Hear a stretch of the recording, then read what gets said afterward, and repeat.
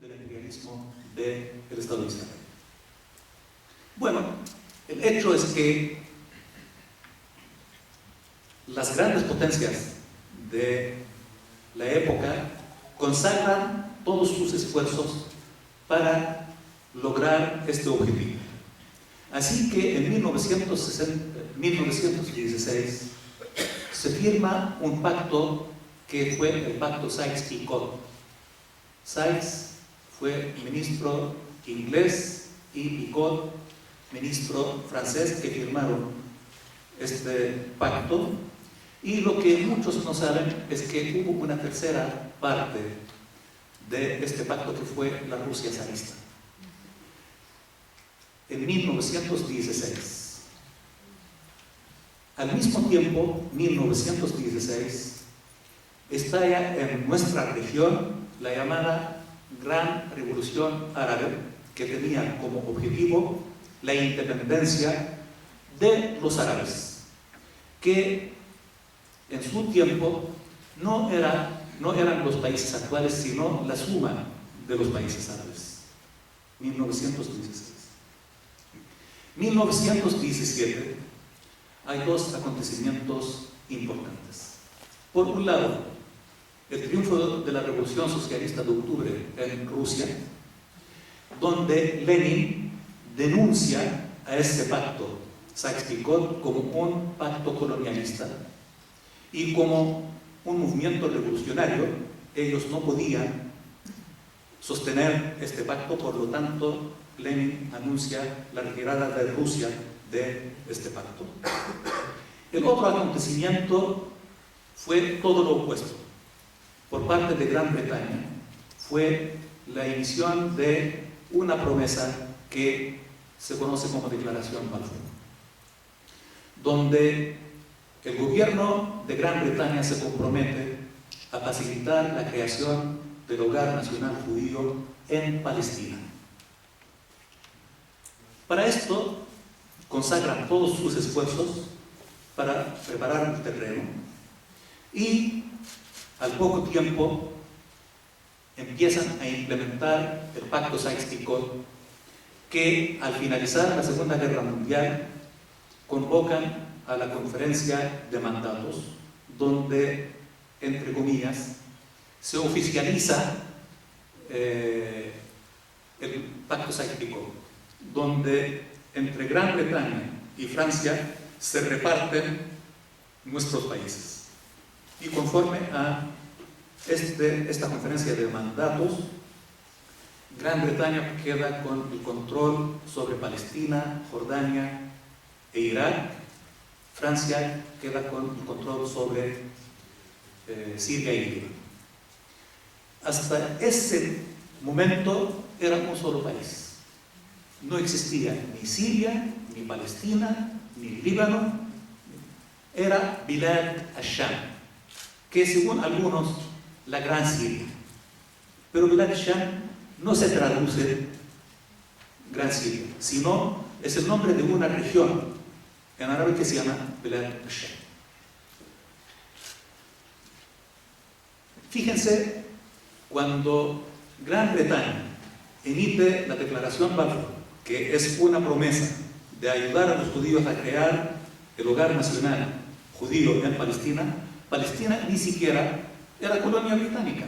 Entonces, la pregunta: ¿en calidad de qué Gran Bretaña regala algo que no es suyo? Si fueran tan generosos, ¿por qué no regalaron parte de Gran Bretaña? Pero saben que, como sostienen varios autores judíos, el objetivo era que Europa racista, que persiguió durante siglos a los judíos, pretendía deshacerse de los judíos. No los querían en Europa.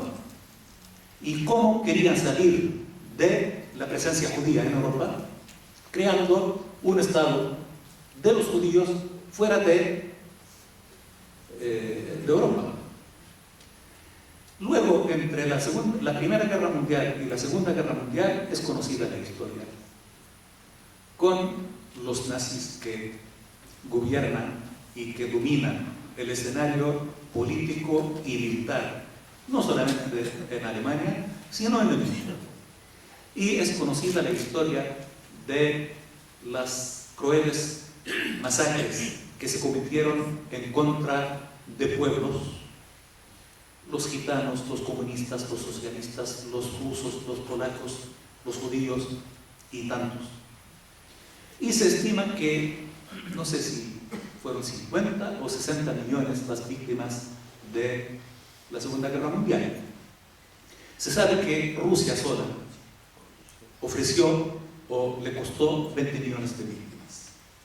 Pero a 75 años casi, 74, 75 años del término de la Segunda Guerra Mundial, hoy se recuerda solo a una parte de las víctimas de la Segunda Guerra Mundial, el Holocausto, las víctimas del Holocausto.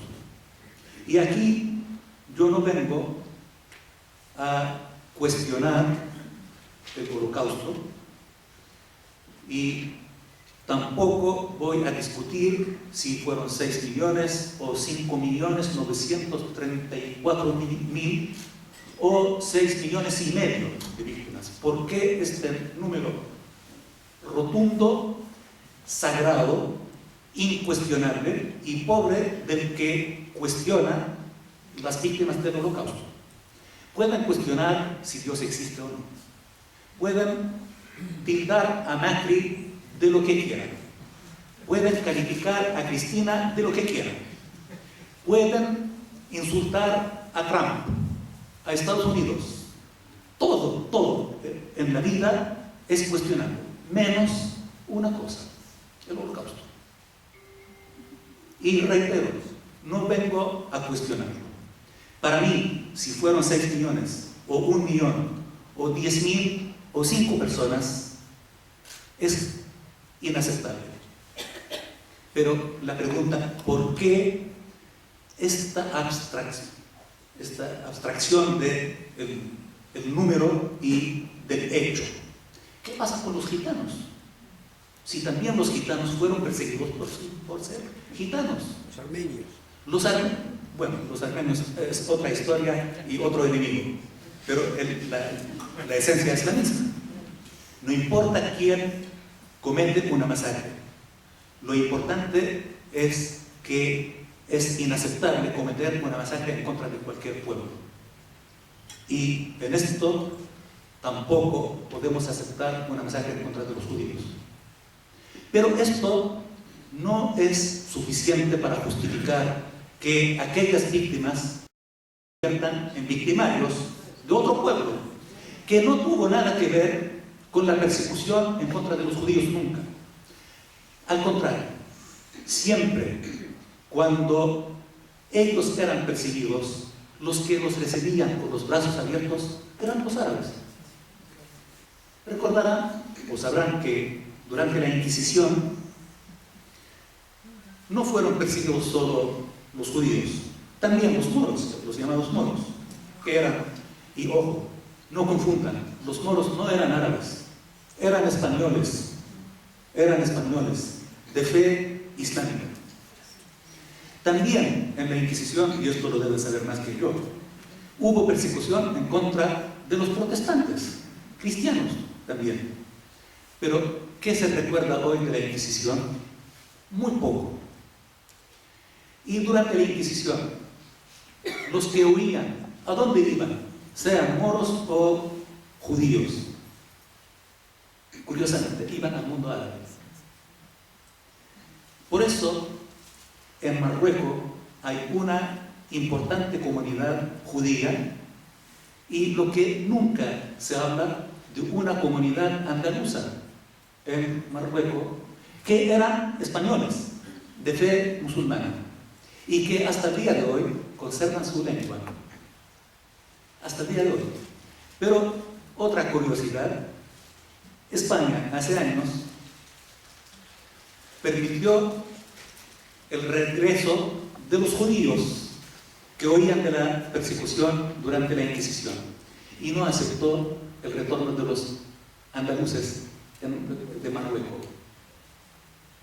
¿Por qué? Yo no tengo la respuesta. Yo pienso que todos la tenemos. Bueno,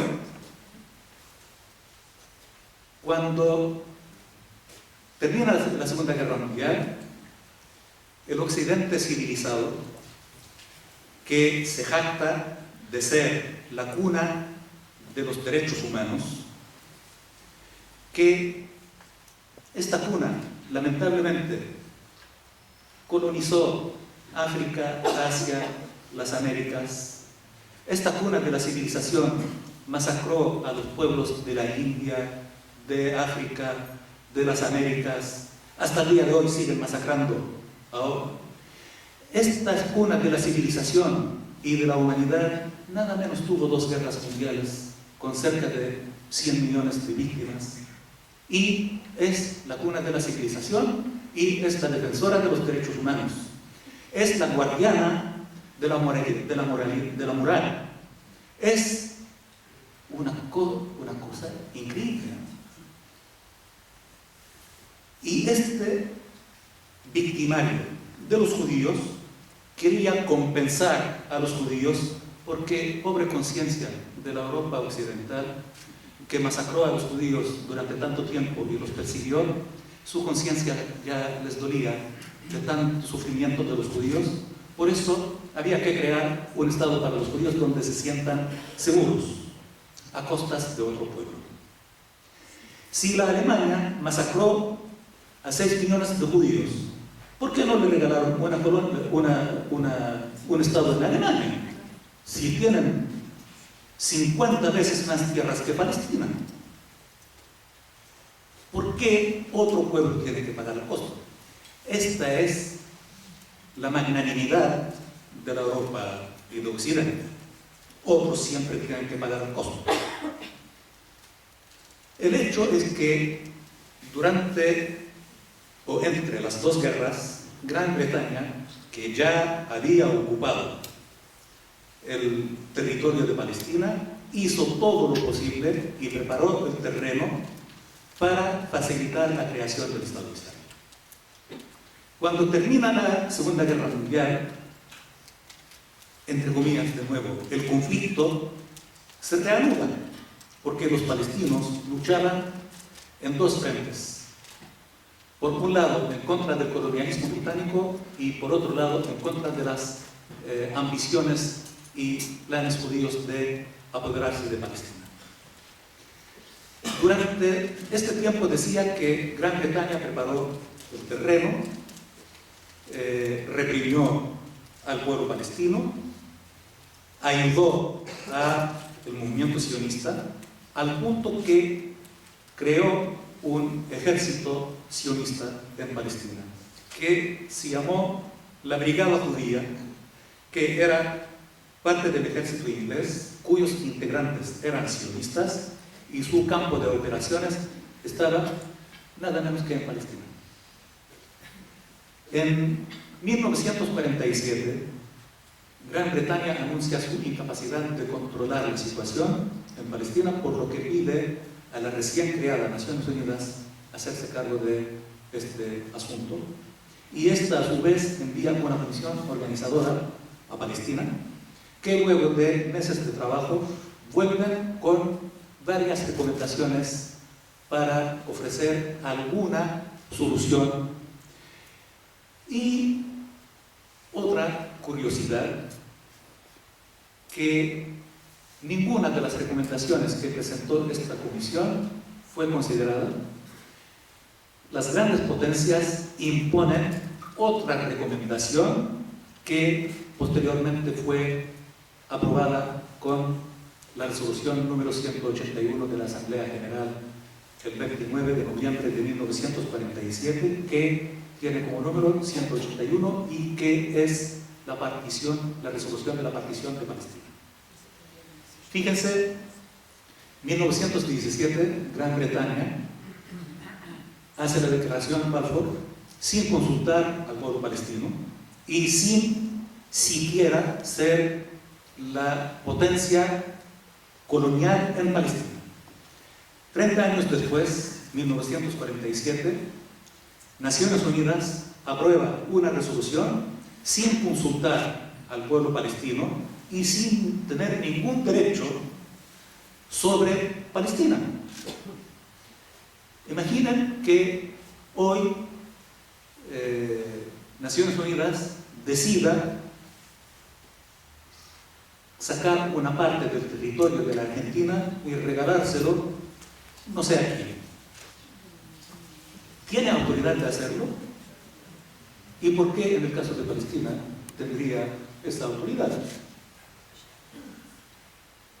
Entonces se aprueba esta resolución y el 14 de mayo de 1948, pocos meses después, Gran Bretaña anuncia su retirada de Palestina, pero deja sus posiciones que controlaba y sus armas ¿a quién?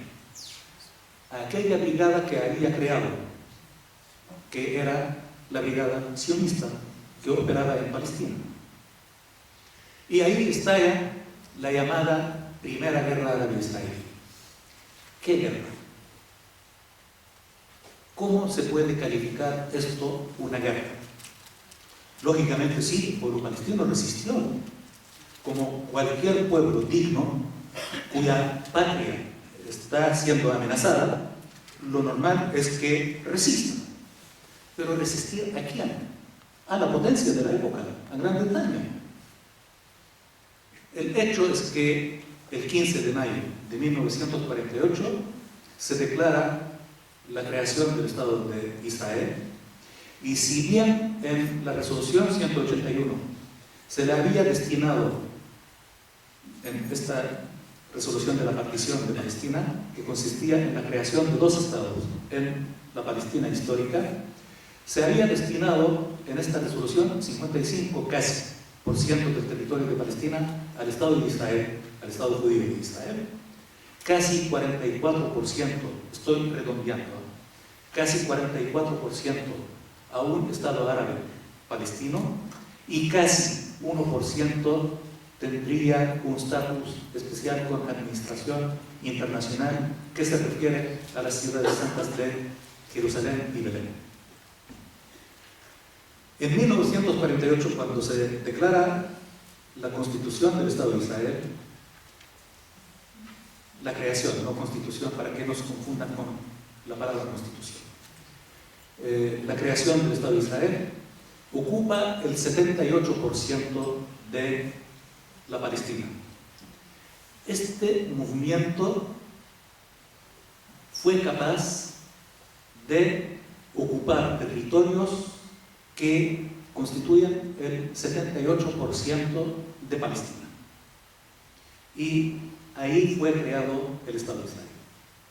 22% de Palestina no fue ocupado en 1948, que casi 20 años después, en la llamada Guerra de los 6 días, y nuevamente digo llamada Guerra de los 6 días, porque esta tiene también otra connotación colonialista, culturalmente.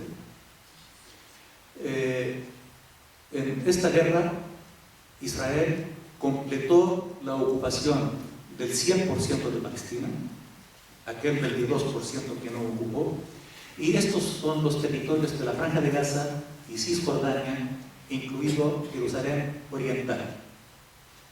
Pero no se conformó con la ocupación de la totalidad de Palestina, sino también ocupó territorios de otros países árabes. El Valle de Arabá de Jordania, los Altos del Golán de Siria, la península del Sinaí de Egipto y una pequeña franja en el sur del Líbano que son las granjas de Shabbat. ¿Cuál es la imagen que se tiene de Israel en Occidente?